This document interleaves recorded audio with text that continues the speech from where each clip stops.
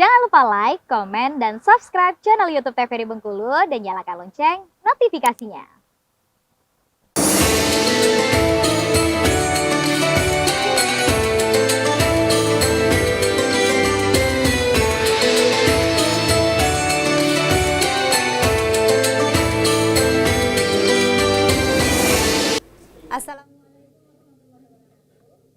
Assalamualaikum warahmatullahi wabarakatuh.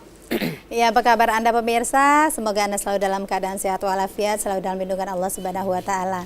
Dan Masya Allah pemirsa, bahagia sekali rasanya saya hari ini kembali bisa berjumpa dengan Anda dan sama-sama kita hari ini untuk menimba ilmu di dalam majelis ilmu yaitu Mutiara Kolbu.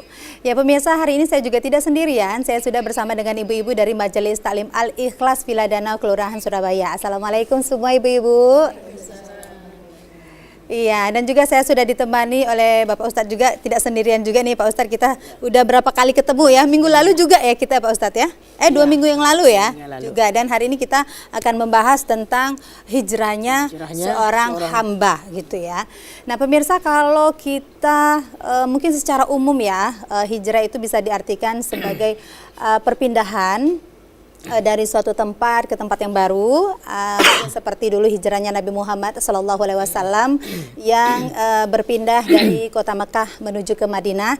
Kemudian juga bisa diartikan mungkin hijrah adalah dari mungkin hal-hal buruk menuju ke hal-hal baik, atau mungkin dari kemaksiatan itu menuju kepada ridhonya Allah Subhanahu wa taala. Dan contoh nyata saja mungkin kalau hijrah zaman sekarang itu lebih diartikan kepada kita meninggalkan mungkin pakaian, cara berpakaian ataupun cara sikap kita, cara berbicara kita. Mungkin yang dahulu ya Pak Ustadz ya, contoh nyata nih penyiarnya mungkin yang dulunya pakaiannya press body kemudian juga menjadi ke pakaian yang lebih longgar gitu ya. Mungkin yang dulu kita jarang mengaji kemudian kita sekarang mungkin lebih sering mengaji begitu. Dan kalau misalnya hijrah yang betul-betul hijrah dari dalam hati kita, maka kita akan merasakan kenyamanan dan juga kedamaian begitu ya. Dan kita tidak meminta atensi dari orang, dari manusia begitu, tapi kita hanya meminta ridhonya Allah Subhanahu wa taala. Nah, hari ini pemirsa kita membahas tema tentang hijrahnya seorang hamba. Nanti kita akan juga berbincang-bincang dengan ibu-ibu yang ada di sini dari Majelis Taklim Al-Ikhlas. Tapi sebelumnya kita akan mendengarkan terlebih dahulu tausiah yang akan disampaikan oleh Bapak Ustadz terkait dengan tema kita pada petang hari ini, sekitar 10 sampai 15 menit ya Pak Ustadz ya. Kami persilakan Pak Ustadz. Bismillahirrahmanirrahim. Assalamualaikum warahmatullahi wabarakatuh. Waalaikumsalam warahmatullahi wabarakatuh. Bismillahi walhamdulillah wassalatu wassalamu ala rasulillah. La hawla wa la quwwata illa billah. Subhanaka la ilma lana illa ma'allamtana innaka antal alimul hakim. Rabbi yassir wa la tu'assir ya Allah, Rabbi tammim bil khair. Para pemirsa TVRI pun berada, siang hari ini mari saya mengajak kita semua untuk senantiasa memperbanyak syukur kepada Allah atas segala karunia Allah. Kita masih dapat untuk menjalankan segala rutinitas kita. Mudah-mudahan semuanya bisa bernilai ibadah di sisi Allah Subhanahu wa taala.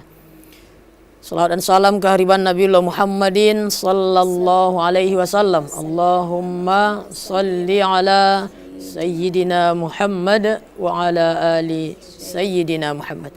Semoga kita mendapatkan syafaatnya di yaumil qiyamah. Amin ya rabbal alamin. Para pemirsa dimanapun saudaraku berada, sore hari ini kembali kita dipertemukan Allah dalam acara Mutiara Kolbu ya. Mutiara Kolbu, tema kita hari ini lumayan umum dan sedang banyak dilakukan saat ini ya Pak Ustadz ya. Iya. Apa temanya Bu? Hijrahnya seorang hamba. Jadi kalau berbicara tentang hijrah, ada 2 pengertian hijrah ini.